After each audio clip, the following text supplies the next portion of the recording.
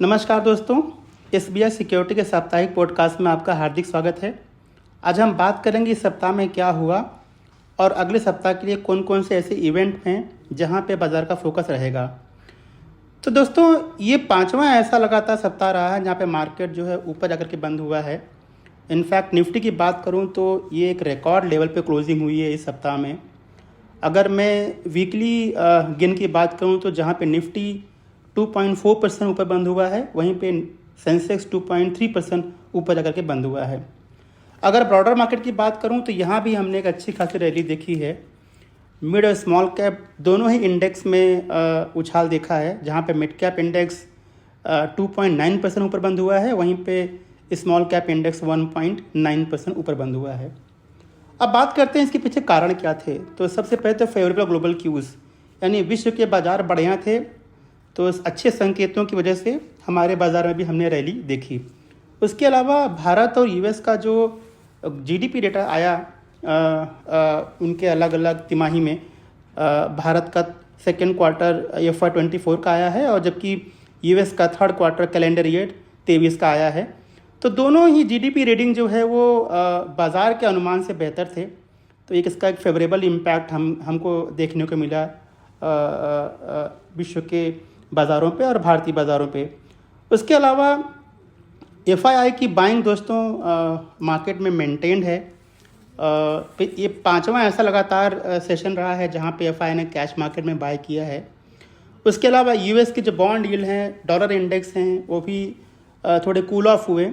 तो ये सब एक पॉजिटिव इम्पैक्ट क्रिएट करने के लिए काफ़ी था भारतीय बाज़ारों में, जिसका हमने इम्पैक्ट इस सप्ताह में देखा। आइए बात करते हैं कि अगले सप्ताह के लिए क्या सिचुएशन बन रही है। तो दोस्तों, हम सब जानते हैं कि 5 स्टेट के इलेक्शन अभी रिसेंटली कंक्लूड हुए हैं, उनके एग्जिट पोल भी आ गए हैं और इसकी काउंटिंग जो है परसों यानी कि 3 दिसंबर को होगी। और जैसे रिज़ल्ट आएंगे ये 5 स्टेट इलेक्शन के, उसका बाज़ार पे प्रभाव पड़ेगा।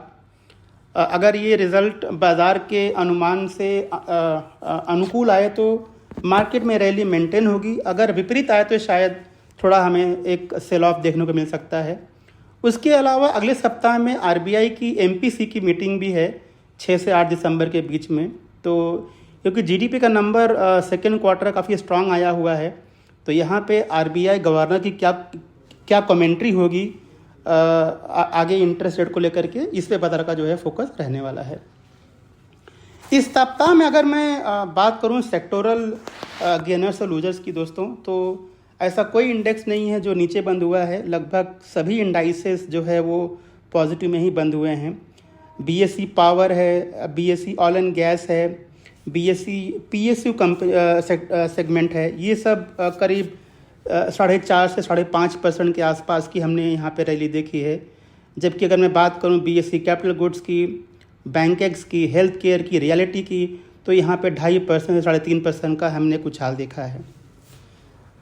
इस सप्ताह हमने देखा कि एफआई की बाइंग अच्छी खासी रही है। तो अगर मैं एक फिगर की बात करूँ तो इस सप्ताह में एफआई ने जहाँ पे 16,708 करोड़ रुपए की बाइंग की है कैश मार्केट में, वहीं डीआई ने करीब 2,906 करोड़ रुपए की बाइंग की है। अब हम बात कर लेते हैं कि टॉप निफ्टी में गेनर्स और लूजर्स कौन कौन से हैं। तो यहाँ हमने 5 स्टॉक लिए हैं गेनर्स में। तो axis bank, Britannia, BPCL, Adani enterprises, hero motor, ये 5 ऐसे स्टॉक हैं जिनमें हमने 6% से लगभग 9.5% का रैली हमने देखा है।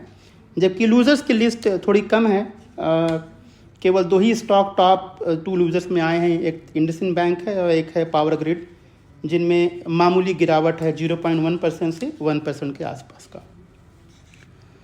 आइए बात करते हैं कुछ ऐसे इकोनॉमिक इवेंट की जो कि मार्केट जो है क्लोजली ट्रैक करता है, या यूँ कहें कि कुछ ऐसे इंडिकेटर जो बाज़ार जो है क्लोजली ट्रैक करता है।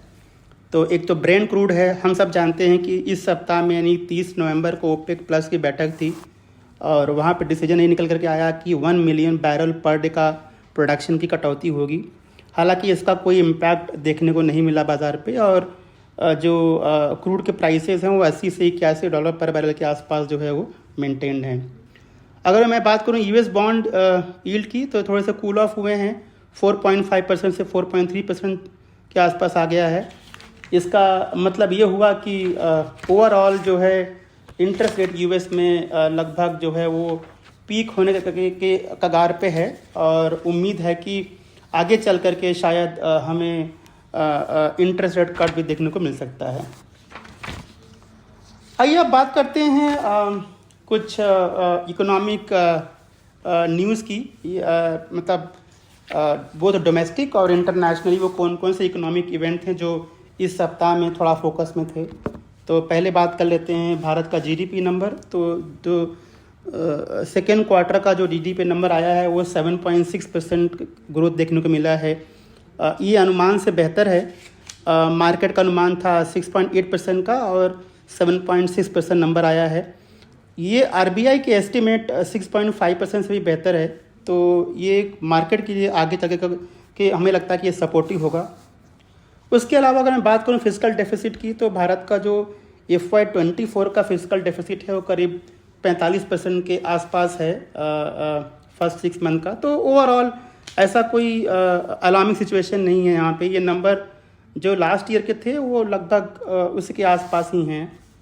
उसके अलावा जो कोर सेक्टर है, जहाँ पे हम 8 ऐसे सेगमेंट है जिनके प्रोडक्शन को हम ट्रैक करते हैं, नेचुरल गैस है, स्टील है, क्रूड ऑयल प्रोडक्शन है, वगैरह वगैरह। तो इस अक्टूबर महीने में अगर हम देखें तो कोर सेक्टर का ग्रोथ करीब 12.1% के आसपास रहा है, जो कि काफ़ी बेहतर है। और इसके पीछे मेन कारण था कोल का प्रोडक्शन, सीमेंट का प्रोडक्शन, स्टील का प्रोडक्शन, नेचुरल गैस का प्रोडक्शन। इन सभी में हमने लगभग डबल डिजिट का ग्रोथ हमने यहाँ पे देखा है।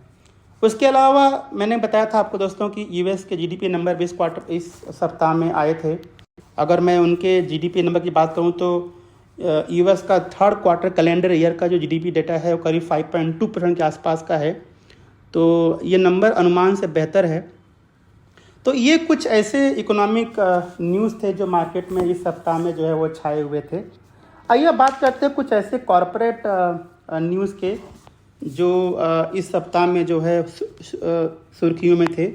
तो पहले बात कर लेते हैं कुछ ऑटो सेल्स नंबर की। तो महिंद्रा एंड महिंद्रा, जहाँ पे कंपनी ने करीब 17,576 सेल्स नंबर रिपोर्ट किया नवंबर महीने का, जो कि 21% YoY ग्रोथ हमें देखने को मिला है। बजाज ऑटो ने काफ़ी अच्छे नंबर डिक्लेयर किए हैं, करीब 4,03,003 प्रोडक्ट उन्होंने सेल किया है नवंबर महीने में, जो 31% का हमने ग्रोथ देखा है YoY। एस्कॉर्ट का नंबर भी काफ़ी ठीक ठाक था। उनकी जो ट्रैक्टर सेल है नवंबर महीने की करीब 8,258 के आसपास है, 3% का ग्रोथ देखने को मिला है यहाँ पे। तो ये कुछ ऑटो सेल्स नंबर थे। उसके अलावा कुछ और कंपनियाँ हैं जैसे ITD सीमेंटेशन, जहाँ पे कंपनी को करीब 1,001 करोड़ रुपए का उन्हें ऑर्डर मिला है आंध्र प्रदेश से। तो ये उनके लिए पॉजिटिव है लॉन्ग टर्म में। फिलिप कार्बन इस सप्ताह में फोकस में रहा, जहाँ पे कंपनी ने अप्रूव किया है कि वो एक्वा फार्मा केमिकल कंपनी को अक्वायर करेंगे करीब 3,800 करोड़ रुपए में।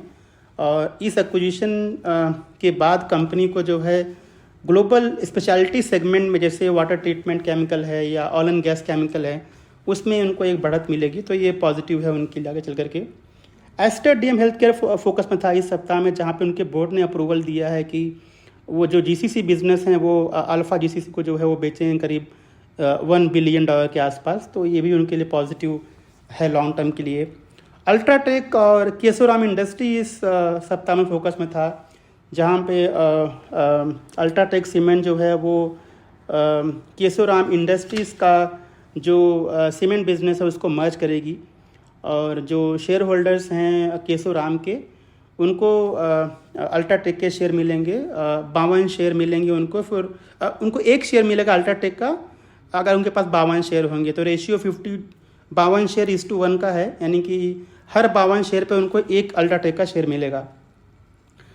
टाटा कॉफ़ी ने कहा है कि वो वियतनाम में अपने प्लांट को एक्सपांड करेंगे, वहाँ पे 450 करोड़ रुपए का इन्वेस्टमेंट करेंगे। वियतनाम हम सब जानते हैं दोस्तों, एक कॉफ़ी रॉ मटेरियल के लिए काफ़ी इम्पॉर्टेंट डेस्टिनेशन है किसी भी कॉफ़ी मैन्युफैक्चरर के लिए। तो ये एक पॉजिटिव है टाटा कॉफ़ी के लिए लॉन्ग टर्म में। जुबिलेंट फूडवर्क ने कहा है कि वो आगे चल कर के डीपी यूरेशिया एनवी कंपनी है जो अक्वायर करें करीब 6 से 70 करोड़ रुपए के आसपास। और ये कंपनी का डोमिनोज पिज़्ज़ा का फ्रेंचाइजी है टर्की, अज़रबैजान और जॉर्जिया में। तो इन्हें बढ़त मिलेगी उस कंपनी उस मार्केट में। तो जुबिलेंट फूडवर्क इस सप्ताह में फोकस में था। उसके अलावा दोस्तों डिफेंस कंपनियां जो है काफ़ी फोकस में रही सप्ताह में, जहाँ पे गवर्नमेंट का जो डिफेंस एक्विजिशन जो काउंसिल है उन्होंने करीब 2,20,000 करोड़ रुपए का डिफेंस गुड्स प्रोक्योरमेंट का अप्रूवल दिया है और करीब 98% का जो वैल्यू है वो डोमेस्टिक कंपनियों से जो है प्रोक्योर किया जाएगा। तो ये एक डिफेंस के लिए डिफेंस कंपनियों के लिए पॉजिटिव है आगे चल करके, जैसे जेनटेक हैं, भारत डायनामिक्स हैं, HAL है, गार्डन शिप बिल्डर्स हैं, कोचिन शिपयार्ड है, वगैरह वगैरह। उसके अलावा दोस्तों इस सप्ताह में हमने 2 कंपनियों पे हमने रिसर्च रिकमेंडेशन दिया। एक हमारे पिक ऑफ दी वीक में हमने दिया है और एक हमारे pick of the day product में दिया है। तो सबसे पहले बात कर लेते हैं pick of the week product की। तो पिक ऑफ द वीक में हमने रेमंड पे स्टॉक रिकमेंडेशन दिया। 1,532 रुपये पे हमने ये कॉल दिया था और 1,762 का टारगेट है। और हम सब जानते हैं रेमंड एक डाइवर्सिफाइड कंपनी है जिसका प्रेजेंट टेक्सटाइल, अपैरल, रियलिटी और इंजीनियरिंग सेगमेंट में है। सेकेंड क्वार्टर में मार्केट उतना अच्छा नहीं था, फिर भी कंपनी ने एक हाईएस्ट एवर सेल्स और एबिटा डिक्लेयर किया, क्योंकि इस साल में अधिक मास होने की वजह से जो त्यौहार हैं थोड़ा एक मंथ आगे बढ़ गए थे, तो ये नंबर थोड़ा सा सबड्यू रहा। हालांकि कंपनी ने बेहतर परफॉर्म किया इस क्वार्टर में, जहाँ पे उनके सेल्स में 6% का ग्रोथ देखा, वहीं पे उनके एबिटा में करीब 8% का ग्रोथ हमने देखा है। उसके अलावा दोस्तों रियल इस्टेट उनका जो बिज़नेस है काफ़ी अच्छा कर रहा है और उनके पास 100 एकड़ का जो लैंड बैंक है थाने में, उस लैंड बैंक से करीब 25,000 करोड़ रुपए का सेल्स पोटेंशियल कंपनी देख रही है फ्यूचर में, जिसमें करीब 40 एकड़ तो ऑलरेडी अंडर डेवलपमेंट फेज़ में है और 60 एकड़ जो है वो आगे चल करके वो करेंगे। उसके अलावा कंपनी ऑलरेडी डेट फ्री हो चुकी है, हम सब जानते हैं। उन्होंने अपना FMCG बिज़नेस जो है वो मई इसी साल उन्होंने बेच दिया और जो पैसा उनके पास आया यहाँ पे उन्होंने ज़्यादातर पैसा वो डेट को रीपेमेंट में लगाया है। तो दोस्तों ये कुछ रीज़न्स हैं जिनकी वजह से हमने इस स्टॉक में हमने रिकमेंडेशन दिया।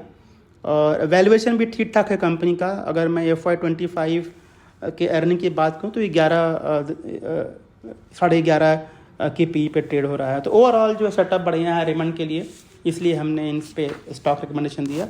दूसरा जो हमने कॉल दिया वो हमारे pick of the day product में दिया है और कोचिन शिपयार्ड कंपनी जिस पे हमने अपना रिकमेंडेशन दिया और 1,135 पे हमने कॉल दिया है और टारगेट है 1,248 का। तो 10% का हमें अपसाइड इस कंपनी में लग रहा है। हम सब जानते हैं कोचिन शिपयार्ड एक लीडिंग शिप रिपेयर और शिप बिल्डिंग कंपनी है, जो ज़्यादातर उनका जो शिप बिल्डिंग है वो डिफेंस के लिए होता है। उनके पास अच्छा खासा ऑर्डर है, करीब 22,000 करोड़ का ऑर्डर बुक है सितंबर जो क्वार्टर में कंपनी ने रिजल्ट डिक्लेयर किया था। और करीब 79% का जो ऑर्डर है वो करीब गवर्नमेंट से आता है, इंडियन नेवी के लिए काम करते हैं और 13,000 करोड़ का ऑर्डर बुक पाइपलाइन में है। तो जो विजिबिलिटी है रेवेन्यू काफ़ी अच्छी है। उसके अलावा हम सब जानते हैं मेक इन इंडिया को कैपिटलाइज करने के लिए कंपनी एक बेहतर विकल्प हो सकता है, जहाँ पे सरकार चाहती है कि जो डिफेंस के प्रोडक्ट हैं वो खुद ही जो डोमेस्टिक कंपनियां हैं हम उसी से खरीदें। उसके अलावा वैल्यूएशन काफ़ी ठीक ठाक है, मतलब अट्रैक्टिव वैल्यूएशन है। अगर मैं FY25 के अर्निंग की बात करूं तो करीब 30 टाइम्स के आसपास ट्रेड हो रहा है। तो ओवरऑल जो है सेटअप बढ़िया है कोचिन शिपयार्ड के लिए, तो हमने इसके ऊपर भी एक रिकमेंडेशन दिया है सप्ताह में। उसके अलावा दोस्तों हमारे वीकली रैप रिपोर्ट में काफ़ी कुछ हम कवर करते हैं, जहाँ पे अपकमिंग कॉर्पोरेट एक्शन जैसे किसी कंपनी का बोनस है या फिर डिविडेंड है या फिर बायबैक है या ओपन ऑफर है, ये सब डेटा हम हमारे रिपोर्ट में डालते हैं। आपसे अनुरोध है कि आप ये रिपोर्ट हमारे वेबसाइट पर जाकर के डाउनलोड करें और उससे पढ़ें। तो दोस्तों ये रहा इस सप्ताह का हमारा पॉडकास्ट। हमें सुनने के लिए बहुत बहुत धन्यवाद और आने वाले सप्ताह की ढेर सारी शुभकामनाएं। Thank you. Investment in securities market are subject to market risks. Read all the related documents carefully before investing.